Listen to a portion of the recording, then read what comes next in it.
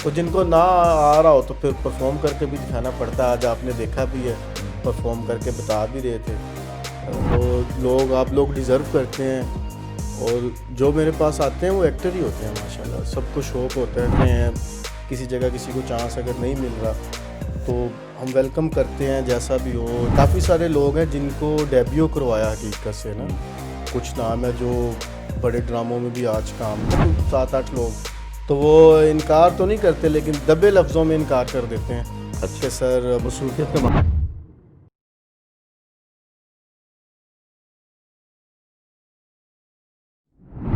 अस्सलाम वालेकुम नाज़रीन, मैं हूं आपका होस्ट, आपका दोस्त इस्माइल जमाल मुस्कुराहट टीवी की तरफ से। आज जो मेरे साथ शख्सियत मौजूद हैं वो किसी तारुफ़ के मोहताज नहीं हैं। उन्हें लाहौर के तकरीबन जितने भी आर्टिस्ट हैं वो ज़रूर जानते होंगे और उन्होंने बेशुमार काम किया और इस वक्त वो 92 के डायरेक्टर प्रोड्यूसर हैं। और उनका जो ख़ास जो स्पेशल बात वो ये है कि हम जैसे मैं अपनी भी बात कर रहा हूँ, जितने जूनियर्स हैं जितने जूनियर आर्टिस्ट हैं उन पर एक ख़ास एहसान है इनका कि वो नए आने वालों को ख़ास मौका देते हैं और उनको वेलकम करते हैं। तो मेरे साथ मौजूद हैं फ़रीद सिद्दीक़ साहब। तो आइए उनसे बात का सिलसिला शुरू करते हैं। अस्सलाम वालेकुम। वालेकुम अस्सलाम। कैसे हैं आप? अल्हम्दुलिल्लाह। क्या मसरूफ़ियात चल रही हैं आजकल? मसरूफियात आपके सामने ही है। एक प्रोजेक्ट शुरू किया हुआ है पिछले 2 साल से हकीकत, और आज आप उसी के सेट में एज अ हीरो भी काम कर रहे हैं और साथ एज अ एंकर भी। इसका क्रेडिट भी मैं आपको दूंगा क्योंकि ये आप का स्पेशल एहसान है कि जितने भी लाहौर के जूनियर्स हैं उनको आप वेलकम करते हैं, उनको मौका देते हैं। और आपको किन किन मुश्किलात का सामना करना पड़ता है फिर? अच्छा, सबसे पहले मैं आपकी इस बात का जवाब देता हूँ, ये मेरा एहसान नहीं है किसी पे। और आप लोग डिज़र्व करते हैं, और जो मेरे पास आते हैं वो एक्टर ही होते हैं माशाल्लाह। सबको शौक़ होता है, और मुश्किलात किसी किस्म की नहीं है, मेरा काम है और मैं बड़ा इसे रिलैक्स होके करता हूँ। हर बंदा है, चाहे छोटा आर्टिस्ट है चाहे बड़ा है, हर एक से फंबल होते हैं, लेकिन इस गलतियाँ तरह होती का हैं। प्लेटफॉर्म हमारे लाहौर में नहीं है इस वक्त। हाँ, ये आप कह सकते हैं कि इस वक्त ऐसा प्लेटफॉर्म लाहौर में नहीं है। तो यही कोशिश होती है कि जो लोग स्ट्रगलिंग पीरियड से गुज़र रहे हैं, किसी जगह किसी को चांस अगर नहीं मिल रहा तो हम वेलकम करते हैं जैसा भी हो, चाहे फीमेल है मेल है, बड़े हैं बच्चे हैं छोटे हैं, सबको एक बड़ी इज़्ज़त के साथ काम करवाते हैं, और किसी को कोई डिग्रेड करने वाला कोई तरीकाकार ही नहीं है। अच्छा, तो कोई ऐसा आर्टिस्ट है जिन आपकी वजह से वो स्टार बन चुका हो और अगर आप इस वक्त बुलाते हैं तो वो आने में उसे दिक्कत महसूस होती है या आर समझता है? काफ़ी सारे लोग हैं जब से ये अब हकीकत शुरू हुआ है, क्योंकि काम करते हुए तो ऑलमोस्ट 15 साल हो गए हैं, लेकिन अब जब से ये हकीकत शुरू की है पिछले 1.5-2 साल से, काफ़ी सारे लोग हैं जिनको डेब्यू करवाया हकीकत से ना। कुछ नाम है जो बड़े ड्रामों में भी आज काम कर रहे हैं, और मॉडल भी बड़े अच्छे हैं, लड़कियां हैं लड़के हैं, काफ़ी सारे हैं। लेकिन ये दुख होता है कि अब जिन्हें फ़ोन करें, मोस्टली हैं कोई 7-8 लोग, तो वो इनकार तो नहीं करते लेकिन दबे लफ्ज़ों में इनकार कर देते हैं कि अच्छा, सर मसरूफियत का बहाना करते हैं।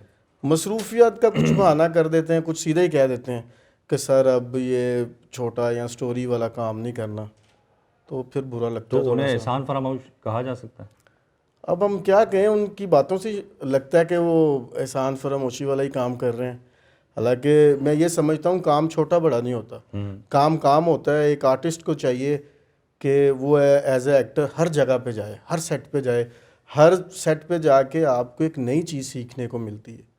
ज़रूरी नहीं आप सीरियल करते हैं ना तो वो एक ही करैक्टर होता है, और एक ही करैक्टर आपको 13 आप उसकी किस्तों में काम कर रहे हैं, 26 में कर रहे हैं, वो एक ही करैक्टर में अच्छा, करेंगे। आपके लिए इसमें आपके मुश्किलात तो पास पेश मार्जिन आती है। होंगी क्योंकि ये एक सीरीज़ है तो हर बार नया आर्टिस्ट, तो ये लाइन अप करना खासा मुश्किल होता होगा। हाँ, ये है कि ये लाइनअप करना खासा मुश्किल है, क्योंकि हर स्टोरी में नए लोग होते हैं, मोस्टली नए चेहरे होते हैं, तो ये काफ़ी मुश्किल काम है। तो कभी ऐसा हुआ कि आपकी एक स्टोरी आज जो होनी है उसमें आपने एक कंसीव किया हुआ, प्लान किया हुआ कि ये फ़लाँ को इसमें लेना है और वो एंड टाइम पे आपको पता चलता है कि वो तो कैरेक्टर हमें मिल ही नहीं रहा? हाँ, ये तो मोस्टली होता है। अक्सर ना लड़कियां ऐसा करती हैं। अच्छा। लड़के ज़रा कमिटमेंट के पक्के होते हैं, वो पहुंच जाते हैं। लड़कियां मोस्टली ऐसा कर जाती हैं कि जी सुबह आएंगी फ़ोन बंद होता है या फ़ोन नहीं उठाती, सो जाती हैं, लेकिन क्या कर सकते तो हैं। फिर वार्निंग देते हैं या वार्निंग फिर बस उनका आखिरी होता है? नहीं, आखिरी नहीं होता, बुला लेते हैं फिर, क्या करें, काम तो करना वो है। आपकी फिर मजबूरी होती है? मजबूरी नहीं है, और बड़े सारे लोग हैं, लेकिन एक क्या करें, हम फिर भी बुला लेते हैं, दिल से बुला देते हैं, काम गया, बात ख़त्म, यही हिसाब होता है। आज भी सेट पे लोग मौजूद हैं जिन्होंने काफ़ी बार फ़ोन उठाया, नहीं आए, लेकिन वो आ गए, आज भी काम कर रहे हैं। वक्ती तौर पे गुस्सा आता है, लेकिन वो जब कोई रीज़न ऐसी बताते हैं तो फिर रिलैक्स हो जाते हैं कि कोई बात नहीं। तो स्टोरी आपकी डिमांड के मुताबिक लिखी जाती है, आप उनको गाइड करते हैं या वो अपनी मर्ज़ी से राइटर भेजते हैं? स्टोरी इसका ये कि हम चलते हैं चैनल की पॉलिसी के साथ। अच्छा। पहले सोशल इशू वगैरह भी चलते थे, अब यह है कि जो करंट सिचुएशन में क्राइम चल रहा है ना, क्योंकि क्राइम 4-5 किस्म के है, मोस्टली उसी के ऊपर राइटर बदल बदल के चीज़ें लिखता है, तो वो 70-80% हमारी राय की होती है, बाकी 20% राइटर अपने पास से डालता है।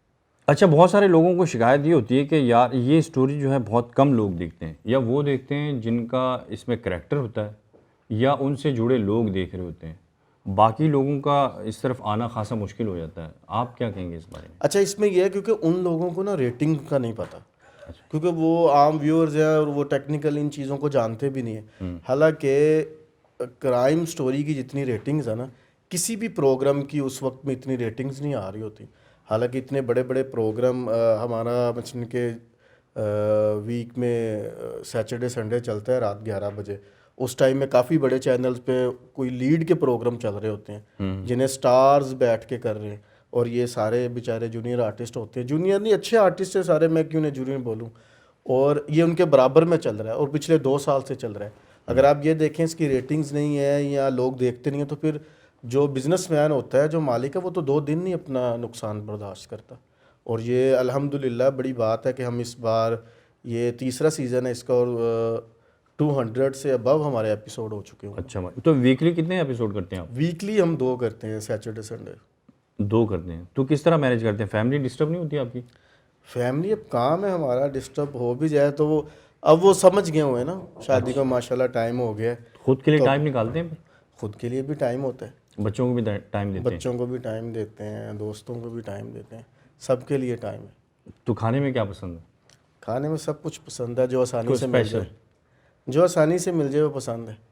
अच्छा, तो शादी पसंद से की, फील्ड से की? नहीं, शादी मेरी अरेंज मैरिज है, मेरे घर की मर्ज़ी से। अच्छा, इस फील्ड में रहते हुए इस तरह का करना खासा मुश्किल होगा? नहीं, मेरे लिए इजी था। अच्छा, हाँ, या अपनी उन वालिदैन ने अपनी नहीं मर्जी नहीं नहीं, मुसल्लत कोई की? ऐसा नहीं था। हालांकि मेरे अब्बू कहते थे कि अगर तुमने अपनी मर्ज़ी से शादी करनी है तो तुम बता सकते हो। मैंने कहा नहीं, जहाँ आप कर देंगे। तो माशाल्लाह बड़ी अच्छी शादी चल रही है मेरी, 10 साल हो गए। अच्छा, माशाल्लाह। तो कभी उकताहट होती है कि इतना मसरूफ़ लाइफ? मैं आपसे मतलब कि सेट पे हम बात भी कर रहे थे कि जब रिकॉर्डिंग नहीं ना होती तो दिल नहीं लगता घर, दिल करता है कि और रिकॉर्डिंग करें या ऑफिस चले जाएं, अच्छा, कि अब ये पैशन बन चुका है ये काम। तो रेस्ट आपको अच्छी नहीं लगती? अच्छा नहीं लगता? रेस्ट अच्छी लगती है, लेकिन एक हद तक, ज़्यादा नहीं। मैंने कहा अब नॉर्मली घर जाते हैं शाम को, वही 8-10 घंटे फैमिली को टाइम दिया, अगले दिन फिर रिकॉर्डिंग, ना हो तो फिर बोर हो जाते हैं, अच्छा, रिकॉर्डिंग ना हो तो बोर हो जाते हैं? बोर हो जाते हैं। तो आप किसको देखकर इस फील्ड में आए, क्योंकि आप खासा काम कर चुके हैं इससे पहले? ऐसे ही दरअसल ना, मेरी फैमिली में कोई भी इस फील्ड में नहीं है, मोस्टली गवर्नमेंट एम्प्लॉइज़ हैं, तो इस फील्ड में कम लोग हैं। मेरे चाचू होते थे पीटीवी में, तो अक्सर उनके पास जाना शोज़ वगैरह देखने, तो जब देखते थे, मैंने नुसरत फ़तेह अली ख़ान साहब को लाइव सामने बैठ के सुना हुआ है, मैडम नूर जहाँ को, तो फिर बड़ा दिल करता था यार इस फील्ड में आए। तो फिर यही स्टडी की और इसी फील्ड में आ गए, फिर प्राइवेट काम स्टार्ट किया। फिर जब चैनल्स आए तो 2007-8 से मैं दुनिया टीवी में फिर मुंसलिक हो गए, 5-6 साल उनके साथ काम किया। अच्छा, फिर ATV चले गए, डेली टाइम में काम किया, फिर काफ़ी मुख्तलिफ म्यूज़िक चैनल सुनते में। हैं? म्यूज़िक बड़ा पसंद है। तो किसे सुनते हैं ज़्यादा? ज़्यादा पाकिस्तानी आप देख लें, आपके पास एवरेज ही है। मुझे पाकिस्तान में आतिफ असलम बड़ा पसंद है। अच्छा, तो सैड सॉन्ग ज़्यादा सुनते हैं या हिप हॉप? नई मौके की मुनासबत से है, क्योंकि मैं कौन सा प्यार में किसी से आ रहा हूँ कि सैड अच्छा, मैंने आपको देखा है कि अक्सर आप एक ही मूड में रहते हैं, बड़े हैप्पी रहते हैं, जॉली टाइप इंसान हैं, बड़े खिलाक वाले हैं, इनकिसारी बहुत ज़्यादा है, आजिज़ी बहुत ज़्यादा है। ये दरवेशी जो है आपको तरबियत में है आपकी, या आपके अंदर अपना मिजाज ऐसा है? दरअसल मेरे टीचर्स ना, प्रोफेसर साहब एक बात किया करते थे उर्दू के ना यूनिवर्सिटी में।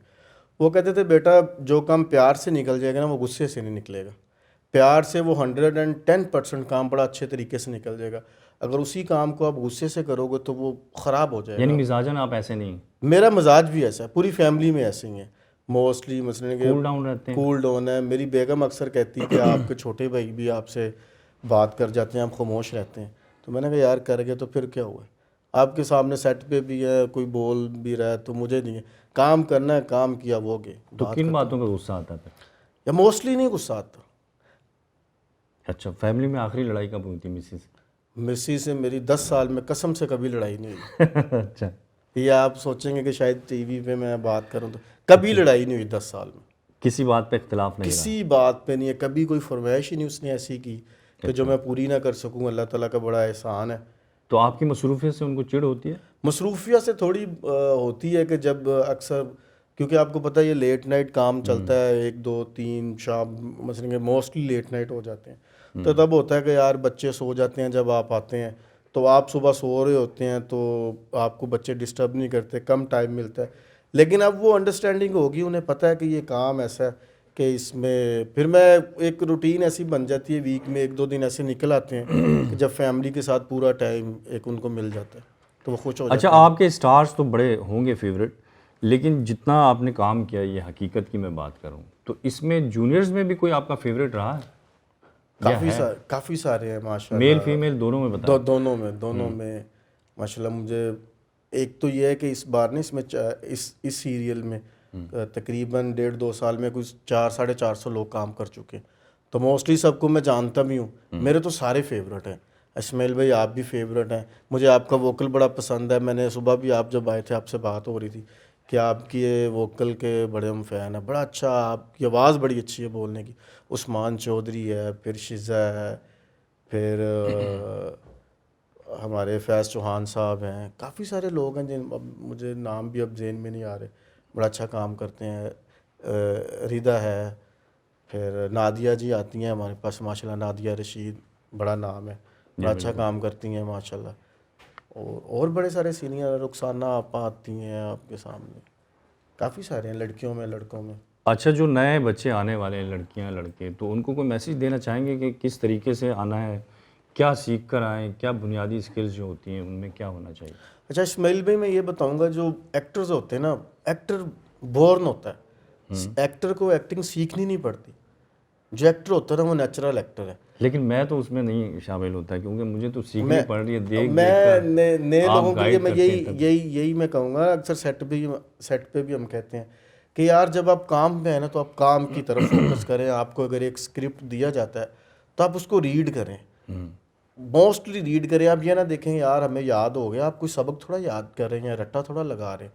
आपने देख लिया, आप एक्सप्रेशन के साथ उसे बोलें। तो अपने जो आर्टिस्ट हैं, आप जो कास्ट करते हैं, उनको फिर परफॉर्म करके दिखाते हैं या उनको सिर्फ स्क्रिप्ट थमा दिया जाता है कि? आपको पता है मोस्टली हमने ना एक ही दिन में ये स्टोरी कंप्लीट करनी होती है।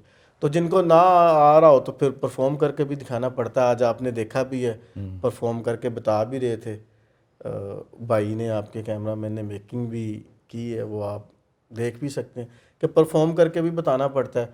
मोस्टली आप जैसे अच्छे होते हैं जिन्हें नहीं भी बताना पड़ता वो कर जाते हैं। ये तो खैर मुझे शर्मिंदा कर रहे हैं आप। चलो, मैसेज दे रहे थे आप नए बच्चों को? मैसेज मैं यही दे रहा था कि जो भी आते हैं ना, फीमेल्स हैं मेल्स हैं, आप एक्टिंग के लिए आए ना जब, तो फिर हर चीज़ छोड़ दें। हमारे नए बच्चे या बच्चियां वो बहुत देखते हैं कि आगे एक्टिंग करने, लेकिन फ़ोन का यूज़ बड़ा है। टिकटॉक बनाते रहेंगे, सेल्फीज़ ले रहे हैं। यार आप जो काम करने आए आप वो काम करें। अगर आप घर से एक्टिंग करने आए हैं ना तो फिर एक्टिंग करें एक दिन। आपको पता तो हो कि आप एक्टिंग करके जा रहे हैं, कुछ सीख के जा रहे हैं।